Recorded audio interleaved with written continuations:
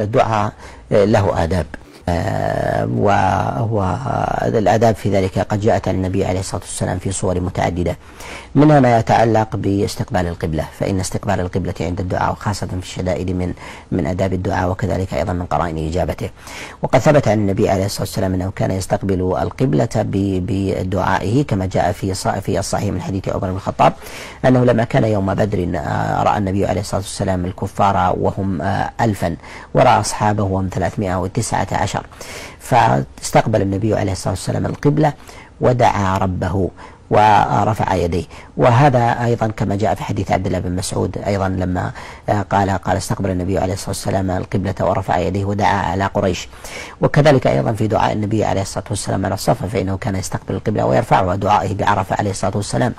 ودعاءه عليه الصلاة والسلام في الأحزاب. فنقول مثل هذه الأشياء هي تدل على أن استقبال القبلة هي من آداب الدعاء التي ينبغي الإنسان أن يقدمه قبل شروعه بالدعاء، من ما يتعلق برفع اليدين.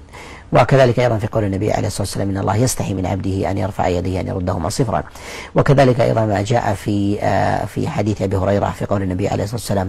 إن رجل أشعث أخبر يطيل السفر ويمد يديه إلى السماء فيقول يا رب يا رب، ومطعمه حرام ومشربه حرام وغذي بالحرام. التقديم بالنداء بقول اللهم أو يا رب يا رب يا رب قبل أن يطلب الإنسان حاجته، هذه من الأمور المهمة أيضا التي ربما تكون من قرائن إجابة الدعاء. ثمة قرائن متعددة فيما يتعلق في الأدب في ذلك، منها النظر إلى السماء كما جاء في حديث المقداد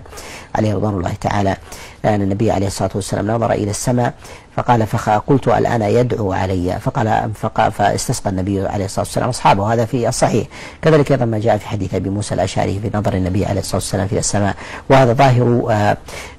قول الله سبحانه وتعالى حينما أجاب نداء النبي عليه الصلاة والسلام بتغيير القبلة نرى تقلب وجهك في السماء، يعني أن النبي عليه الصلاة والسلام كان يرفع بصره إلى السماء عند الدعاء، هذا أيضا من آداب الدعاء. كذلك التقديم بالصلاة على النبي عليه الصلاة والسلام وذكر المحامد لله جل وعلا، فإن ذلك أيضا من آداب الدعاء وقرائن الإجابة، والله أعلم.